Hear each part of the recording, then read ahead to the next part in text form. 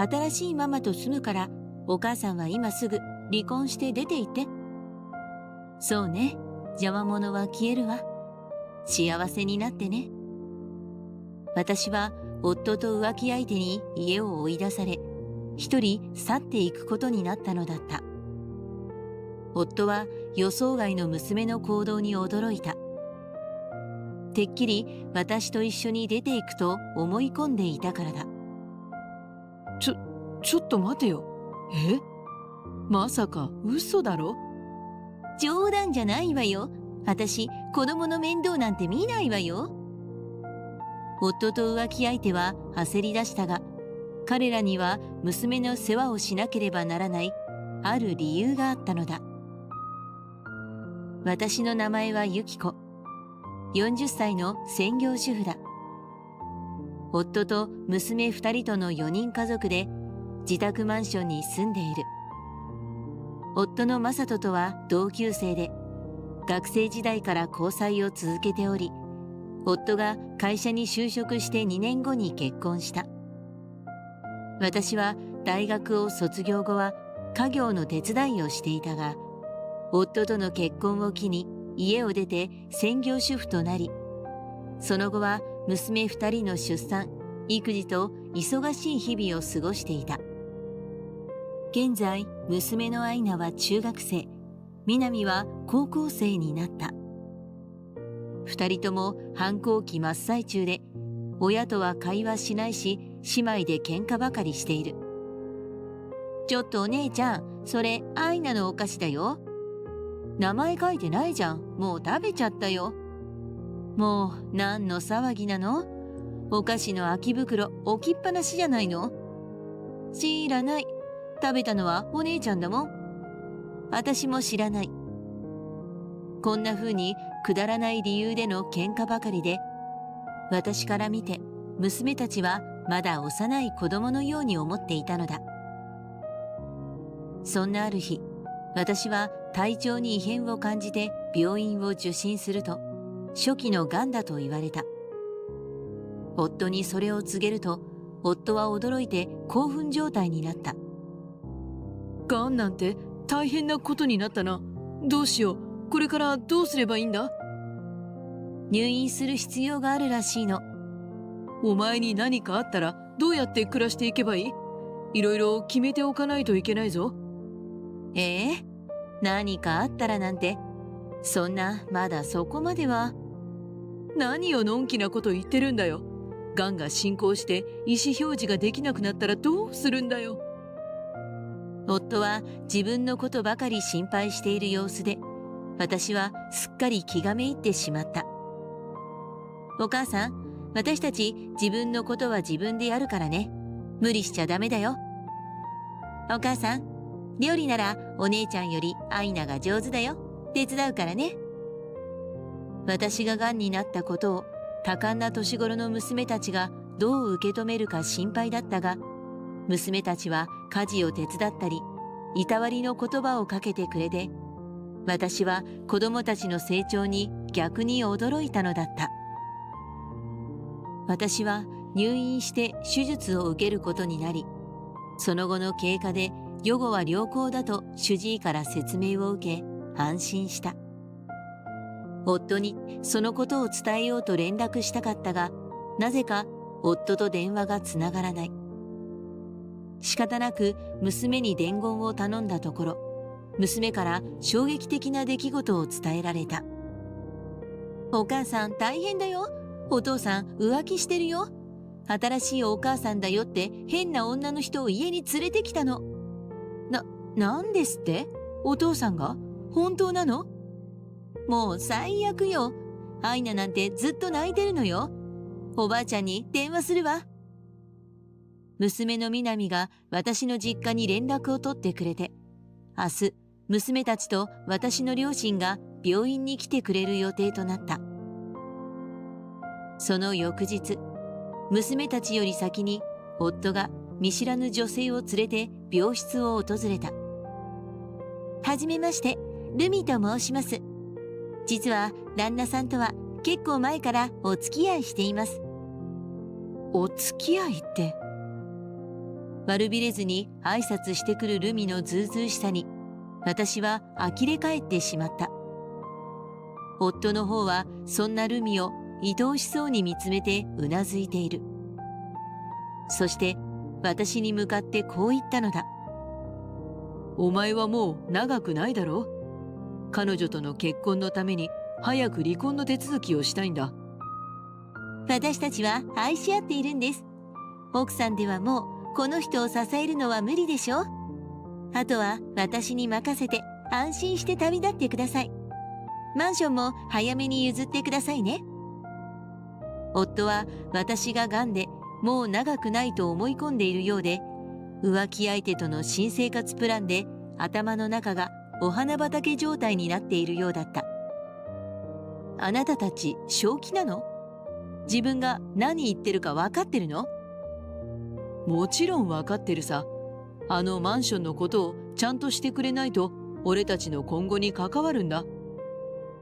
夫とルミが気にしているのは自宅マンションのことだった。あの部屋は私が独身時代に祖父から遺産として相続したものだった。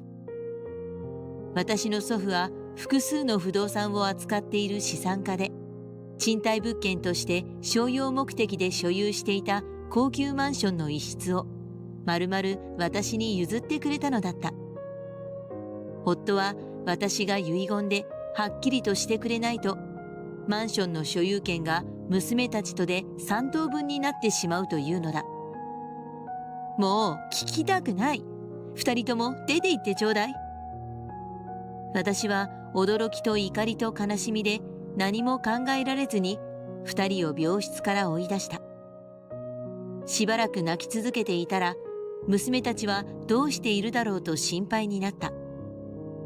すると娘2人と私の両親がやってきて、動揺している私を励ましてくれたのだ。お母さん、どうして泣いてるの？お母さん、どうしたの？私はたった今、夫とルミがやってきたことを話した。私の両親は夫の言動に怒り、呆れていた。娘たちも口々に最低だと怒ってくれた。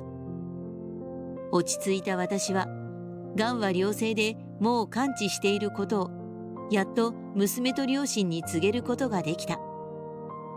実はね、お母さんの癌はもう心配ないのよ。良性だったの。よかった。よかった。お母さん、元気になるのね。そうよ。心配かけてごめんね。それにしても、あの人ったら私の話も聞かないで、遺言書を書かそうとするなんて。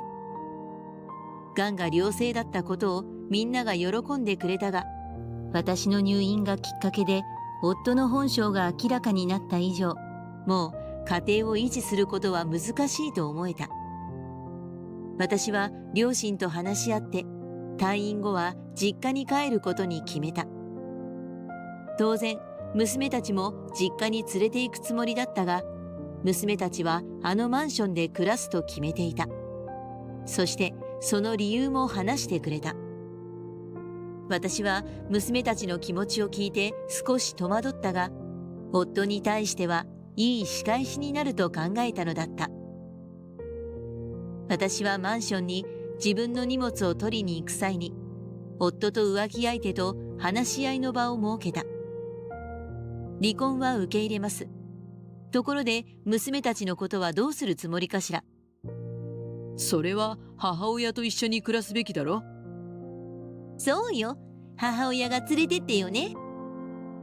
そこで娘たちが部屋から出てきていった。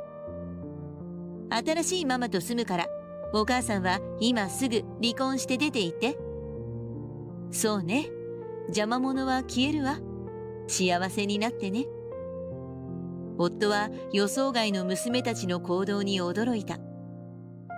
てっきり私と一緒に出て行くと思い込んでいたからだ。ちょっと待てよ。子供たちを置いていくのか？まさか嘘だろ？病弱な私より元気な新しい母親がいいんじゃないのかしら。冗談じゃないわよ。私、子供の面倒なんて見ないわよ。じゃあこのマンションは娘たちに相続させるから、あなたたちは出て行ってね。私の言葉に夫とルミは黙り込んだ。娘たちの面倒をしっかり見てもらわないと、私心残りだわ。せっかくマンションをあなたに相続してもらおうと思ったのに。じゃあ慰謝料も今のうちに請求しておこうかしら。待て待て、そうだよ。お前の言う通りだな。娘たちの面倒を見るのは父親として当然だ。なあ、ルミ。そうね。じゃあ娘たちのことよろしくね。このマンションで仲良く暮らしてくれたら、浮気の慰謝料のことなんてどうでもいいわ。わかった。任せてくれ。夫とルミは私が癌で先が長くないと思い込んでいたので、今だけ従っておこうと考えたようだった。二人とも私が病死した後で、この高級マンションを乗っ取って子供たちを追い出すつもりでいることは明白だった。私は退院後は実家に引っ越して、ゆっくりと体を治すのに専念した。家事も夫の世話もしないので、のんびりと過ごせたため、体力はぐんぐん回復していった。一方でルミの方は、夫と高級マンションで二人暮らしができると思い込んでいたのに、娘二人が居座っていることが気に食わない。しかもその娘たちは家事を一切手伝わずに、全部ルミにさせていると二人から聞いた。ちょっとあんたたち、少しぐらい掃除とかしたらどうなの？私掃除なんてやったことないし。ねえ、新しいママ、ご飯まだなの？昨日みたいにまずいのは嫌よ。私は料理なんてしないわよ。勝手にしなさいよ。じゃあお寿司の出前頼もうかな。お腹すいたし。はい、そうしよう。お寿司大好き。やめてちょうだい。いくらすると思ってるのよ。わかったわよ。作るわよ。もうなんで私がこんなことしなきゃなんないのよ。また娘たちは学費や高額な塾や通信販売を次々に申し込んで、夫に負担をかけ続けた。そのため夫は浮気相手に貢ぐお金が足りなくなり、それがさらなる喧嘩の原因になっていたのだ。なんで私が小遣いを減らされるのよ。毎日毎日家事ばっかやらされて、こっちはストレス溜まってるのよ。買い物くらい好きにさせてよ。仕方ないだろ。今月は子供たちが新しい服を買ったおかげで赤字なんだよ。もう耐えられないわ。あんたの元奥さんはいつくたばってくれるのよ。そうだな。また電話して聞いてみるよ。夫は時々私の病状を探る電話をよこすことがあった。どうだい体調は。もう入院とかしているのか？もうダメみたいなの。あなた、子供たちを頼んだわよ。そうか。私がいなくなった後は、そのマンションはあなたに譲るわ。浮気の慰謝料も忘れるわ。